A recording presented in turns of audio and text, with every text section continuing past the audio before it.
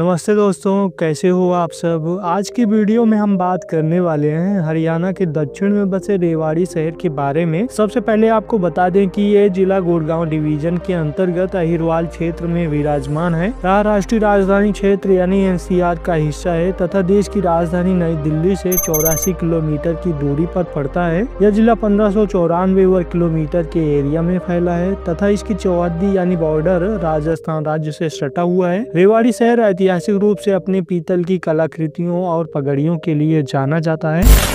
इसके इतिहास में झांके तो यह अपने आप में कहानी समेटे हुए है। यह यदुवंशी यानी यादवों का स्थान है। कहा जाता है कि प्राचीन भारत में महाभारत काल के दौरान रेवत नामक एक राजा थे। उनकी एक बेटी थी जिनका नाम रेवती था, लेकिन राजा उसे प्यार से रीवा बुलाते थे और राजा ने अपनी बेटी के नाम पर रीवावाड़ी नाम से एक छोटा सा गाँव बसाया। समय के साथ रीवावाड़ी का नाम रेवाड़ी हो गया। मध्यकाल के इतिहास को देखें तो अंतिम हिंदू सम्राट हेमचंद विक्रमादित्य रेवाड़ी के थे, जो हेमू के नाम से ज्यादा प्रसिद्ध थे। हेमू ने अफगानों और मुगलों के खिलाफ 22 लड़ाइयाँ जीती थी। रेवाड़ी जब मराठा साम्राज्य के नियंत्रण में आया तब बहुत जल्द ही राव तुलाराम सिंह के अधीन यह एक स्वतंत्र राज्य बन गया। उन्होंने 1857 में प्रथम भारतीय स्वतंत्रता संग्राम में अंग्रेजों के खिलाफ युद्ध लड़ा और हार गए। ईस्ट इंडिया कंपनी ने उनकी रियासत जब्त कर ली और रेवाड़ी पर नियंत्रण कर लिया। अंग्रेजों ने रेवाड़ी को पंजाब प्रांत के गुड़गांव जिले का हिस्सा बना दिया। 1962 में रेजांगला में भारत चीन के युद्ध में इसी शहर के रहने वाले दो सगे भाई एक ही दिन एक ही बंकर में शहीद हो गए थे। जब 1972 में रीऑर्गेनाइजेशन हुआ तब रेवाड़ी को महेंद्रगढ़ जिले में शिफ्ट किया गया, लेकिन यह गुड़गांव जिले का हिस्सा बना रहा। 1 नवंबर 1989 को गुड़गांव से अलग कर इसे हरियाणा का एक स्वतंत्र जिला बनाया गया। माउंट एवरेस्ट पर 2 बार चढ़ने वाली भारत की पहली महिला पर्वतारोही संतोष यादव यहीं से है।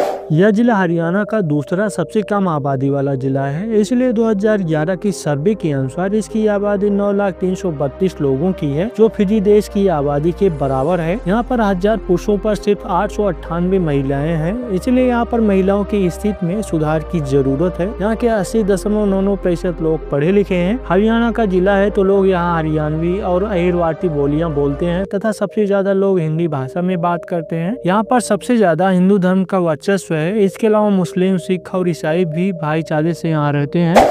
मुंह में पानी ला देने वाला मीठा रेवड़ी यहाँ काफी प्रसिद्ध है। दरअसल रेवड़ी का नाम रेवाड़ी शहर के नाम पर ही रखा गया है। Rewari heritage steam locomotive museum Bharat का एकमात्र जीवित स्टीम लोको शेड है और इसमें भारत के कुछ अंतिम जीवित स्टीम इंजन रखे हुए हैं, जिसे आप यहाँ देखने जा सकते हैं। वहीं इस शहर की गाड़ियों की नंबर प्लेट पर ज्यादातर आपको HR36 लिखा दिखेगा।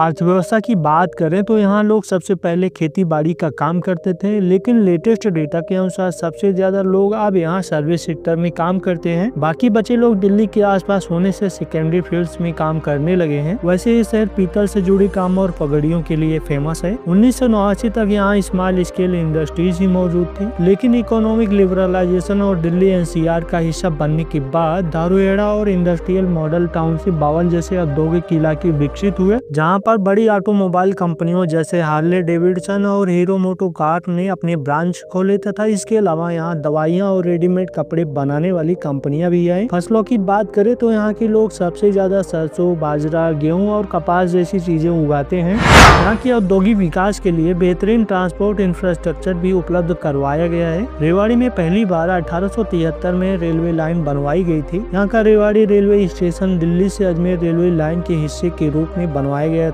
आज रेवाड़ी से देश के हर कोने तक के लिए ट्रेन उपलब्ध है। रोड्स की बात करें तो NH48, NH11, NH352 और NH919 जैसे लंबे रूट से यहाँ से गुजरते हैं। यहाँ किसी को एयरपोर्ट का इस्तेमाल करना होता है तो यहाँ का दिल्ली का इंदिरा गांधी एयरपोर्ट सबसे करीबी एयरपोर्ट है। दिल्ली मुंबई इंडस्ट्रियल कॉरिडोर भी यहाँ से होकर जाता है। आई होप ये वीडियो आपको पसंद आई होगी। हरियाणा के शहरों को ऐसी ढेरों वीडियोस देखने के लिए चैनल को सब्सक्राइब करना न भूलें। धन्यवाद।